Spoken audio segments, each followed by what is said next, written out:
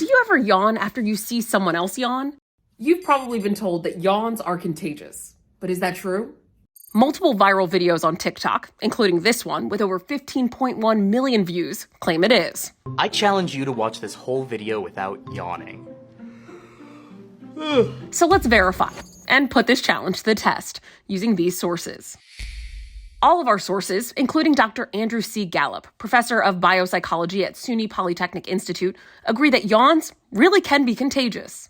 In humans, yawning is contagious, and yawning has been documented to be contagious in a number of non-human animal species as well. He says highly social animals like cats, dogs, monkeys, and birds are most likely to experience contagious yawning. So, why do we yawn? The Cleveland Clinic says it's kind of a mystery. Yawns are classified into two types, spontaneous and contagious, according to Houston Methodist. Spontaneous yawning occurs on its own, like when you're drowsy, stressed, or anxious, while contagious yawning happens after you see someone else do it first.